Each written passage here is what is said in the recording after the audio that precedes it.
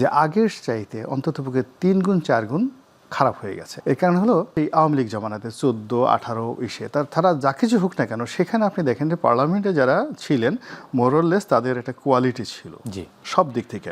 আপনি সেটার সঙ্গে যদি রেশিও ধরেন, এই বছরে যদি আপনি প্রার্থী তালিকা দেখেন, তাহলে আপনি দেখবেন 2009 সালে আমরা যখন প্রার্থী ছিলাম, আমাদের কথা বাদ, তার মানে হচ্ছে আওয়ামী লীগের যে পার্লামেন্ট ছিল সেই পার্লামেন্টে কিছুটা কোয়ালিটি ছিল আপনি বলতে চাচ্ছেন। মানে এখন যেভাবে সম্ভাব্য যেটা তার সাথে অনেক ভালো কোয়ালিটি ছিল। আমাদের দেশে যখন যে নির্বাচনী বিধি ব্যবস্থা, কোনো একটা নির্বাচন 1 কোটি টাকার নিচে হবে না। আর অনেক অনেক এলাকা আছে নোয়াখালীর মতো জায়গাতে, সেখানে মিনিমাম 10 কোটি টাকা থেকে 20, 25, 50 কোটি টাকা পর্যন্ত খরচ হয়ে যায়। এটা ডিপেন্ড যে প্রতিদ্বন্দ্বী প্রার্থী সে কতটা ধনী।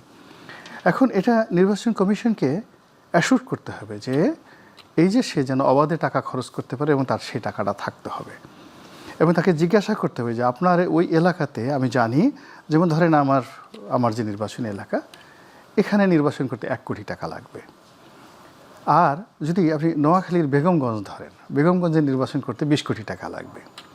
এখন যিনি প্রার্থী হবেন তাকে প্রথমে জিজ্ঞেস করতে হবে যে আপনি 20 কোটি টাকা কোথায় পেলেন, আপনি এটা খরচ করলেন, উনি যেটা বললেন যে আপনি যেটা খরচ করলেন, এই 20 কোটি টাকা কেন আপনি খরচ করবেন, এবং এই টাকাটা আপনি রিটার্ন নেবেন কিভাবে, এবং আপনার যে 20 কোটি টাকা আছে এটার আপনি আমাকে দেখান।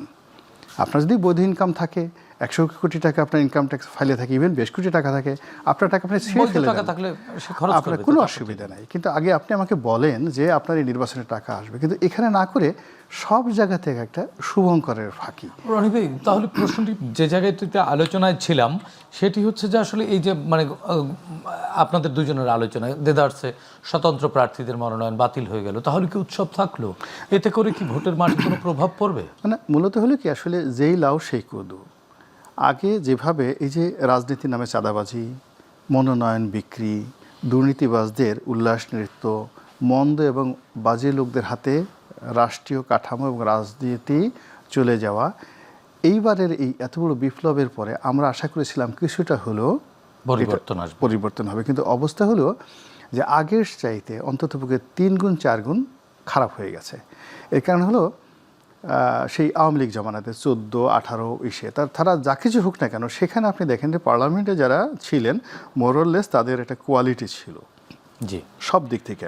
আপনি সেটার সঙ্গে যদি রেশিও ধরেন, এই বছরে যদি আপনি প্রার্থী তালিকা দেখেন, তাহলে আপনি দেখবেন 2009 সালে আমরা যখন প্রার্থী ছিলাম, আমাদের কথা বাদ, তার মানে হচ্ছে আওয়ামী লীগের যে পার্লামেন্ট ছিল সেই পার্লামেন্টে কিছুটা কোয়ালিটি ছিল আপনি বলতে চাচ্ছেন। মানে এখন যেভাবে সম্ভাব্য যেটা তার সাথে অনেক ভালো কোয়ালিটি ছিল। মেজাজটা এমন গরম হয়ে যায়, থাকে গুলশান বনানীতে 10 লাখ 15 লাখ টাকার বাংলো বাড়িতে ভাড়া অথবা কিনে, সে বলছে যে তার বাৎসরিক ইনকাম 7 লাখ টাকা, চড়ে 10 কোটি টাকা দামের গাড়িতে। তো এই লোক 7 লাখ টাকা ইনকাম তার বছরে হয় কি করে? তো প্রথমেই চাপকানো উচিত, আচ্ছা মতো পিঠ লাল করে দেওয়া উচিত, যে পিটিয়ে যে তুমি যে বাড়িটাতে থাকো ওটার ভাড়াই তো মাসে 10 লাখ টাকা, তুমি টাকা পাও কই? তুমি এই 7 লাখ টাকা ইনকাম আসলে কোত্থেকে? এই যে অনেকগুলো জিনিস আসে।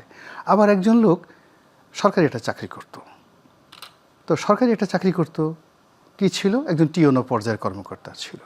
এরপর হঠাৎ করে এমপি হয়ে গেল। এমপি হওয়ার পরে বিরাট একটা সময় জেলে ছিল। এখন দেখা গেল সেই সমস্ত লোকের বছরে 10 কোটি টাকা ইনকাম। আমাদের প্রশ্ন যে এই 10 কোটি টাকা তুমি মাসে ইনকাম আসলো কোত্থেকে? তোমার তো বাপের কিছু ছিল না, your father was A poor man. তুমি জীবনের শুরু করছো একটা টিওনোর মানে এসিল্যান্ডের চাকরি দিয়ে, তারপর তুমি এই কয় বছর 2 বছর বা 3 বছর তুমি মেম্বার অফ পার্লামেন্ট ছিল, তোমার এই টাকা হলো কোত্থেকে? আবার মানে এখানে এক গ্রুপ বলছে আমার টাকা আছে, আর এক গ্রুপ বলছে টাকা নাই। এরকম ভণ্ডদের দিয়ে তো আসলে রাজনীতি হবে না। তো আমার কাছে মনে হচ্ছে যে এবার যারা একটা বিষয়কে নির্বাচন করতে যাচ্ছে, তাদের প্রথমে উচিত ছিল এই স্বতন্ত্র প্রার্থীদের জন্য দরজা উন্মুক্ত করে দেওয়ার ক্ষেত্রে প্রথমত বলা যে এই 1% দরকার নেই, এবং এখানে ভালো মানুষদের জন্য কিছু ইনসেন্টিভ দরকার ছিল। যেমন দেখা গেল যে একজন মানুষ 30 বছর সে ইনকাম ট্যাক্স দিচ্ছে। তো যখন আপনি 30 বছর ইনকাম ট্যাক্স দিচ্ছে, একজন মানুষ খুব ভালো রেজাল্ট করে MA পাস করেছেন, তো একজন লোক MA পাস করেছেন, ভালো রেজাল্ট করেছেন, PhD করেছেন, রাজনীতি করেছেন, সৎ হিসেবে আসেন, আপনি তো তার সঙ্গে যে SSC পাস করেননি, ব্যাংকের টাকা মেরেছে, সফল হয়নি, তাকে আপনি এক টেবিলে বসাচ্ছেন। এটা একটা বৈষম্য হয়ে গেল না? তো এখন এই যে বৈষম্য হয়ে গেল, ফলে আমি মনে করি যে আমাদের যে পার্লামেন্ট নির্বাচন যারা জনগণকে রিপ্রেজেন্ট করবে, যাদের আইডেন্টিটিতে সারা দেশ পরিচিত হবে, দেশ এবং দেশের বাইরে, যারা রেড পাসপোর্ট পাবে, যারা মৃত্যু পর্যন্ত একজন এমপি মেম্বার অফ পার্লামেন্ট ধরে নেওয়া হয় যে তিনি মন্ত্রী এবং প্রধানমন্ত্রী এরা সমগোত্রীয় সমপর্যায়ের। তো এমন একজন মানুষ যে কিনা রাষ্ট্রে থাকবেন এবং তার মৃত্যুর পূর্বক্ষণ পর্যন্ত তিনি ভিআইপি হিসেবে, গুরুত্বপূর্ণ ব্যক্তি হিসেবে থাকবেন। তা আমরা তো লেদু গেদু ধলা ভণ্ড প্রতারক চোর স্যাসর এই সমস্ত লোকদেরকে আমাদের প্রতিনিধি বানাতে পারি না। এই যে একজন লোক দেখা গেল যে আফসোস করতেছে যে আমি ঋণ খেলাফি, আমি এটা হচ্ছে, আরে বাবা তুমি নিজে যেখানে একটা ব্যবসা চালাতে পারোনি, ব্যাংক থেকে টাকা নিয়ে টাকাটা ঠিক মতো ফেরত দিতে পারোনি, তো সেখানে তুমি 5 লাখ লোকের রিপ্রেজেন্টেশন করবা, তাদের অভাব অভিযোগ তুমি করবে। একটা এলাকাতে 5,000 কোটি টাকার বছরে যদি 4-5 বছরে কাজ হয়, তো এই টাকার দিকে তো তোমার লোভ চলে যাবে, লালসা চলে যাবে। এই লালসা থেকে তুমি কিভাবে মুক্ত হবে?